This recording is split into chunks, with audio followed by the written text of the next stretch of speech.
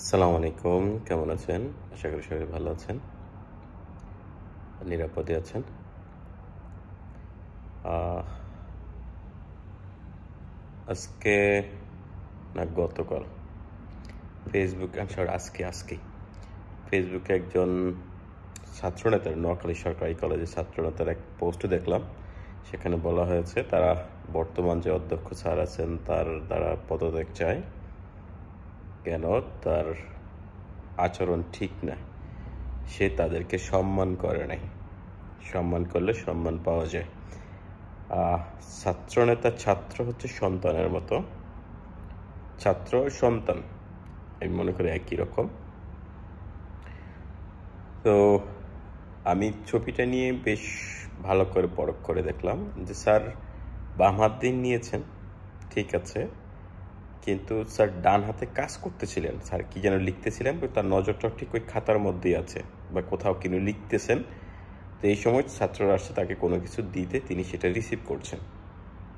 কিন্তু ওই ছাত্র নেতা, সে প্রথাগত ছাত্র রাজনীতির যে ট্র্যাডিশন আছে যে শিক্ষককে ছাত্র নেতাকে সম্মান করতে হবে, আমার কাছে মনে হয়েছে স্যার দাঁড়িয়ে তাদের দিকে মাথা নিচু করে কেন তাদের চিঠি রিসিভ করলেন না, এতে তাদের অপমান হয়েছে, তাদের সম্মান নষ্ট হয়েছে, সেই জন্য তারা স্যারের পদত্যাগ চেয়েছেন।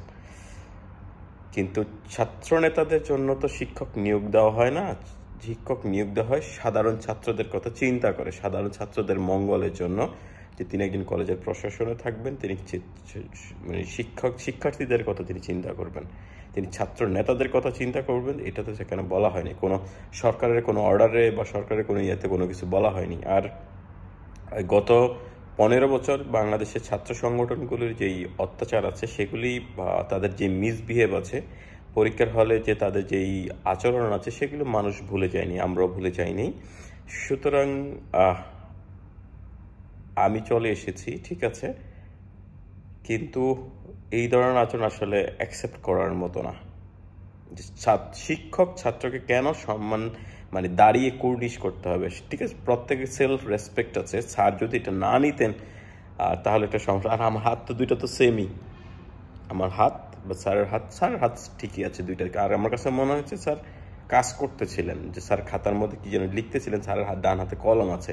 তো তিনি তো তিনি তার হাত তো 4-5টা না যে তিনি হাত ব্যবহার করবেন। তো আসলে এই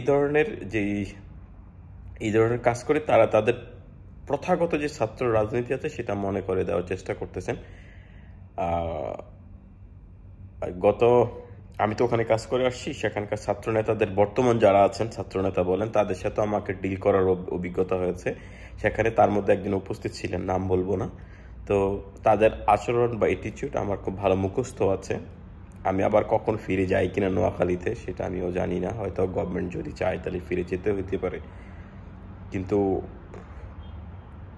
কিন্তু আচরণ পরিবর্তন নেই আর কি, এটা একটা ব্যাপার আর কি আছে আর কি। তারা মূলত মনে হচ্ছে তারা এখানে তার হচ্ছে মূলত মানে প্রিন্সিপালের প্যারালালি তারও একটা ক্ষমতা হতে চায় আর কি, ক্ষমতা দেখাতে চায় আর কি।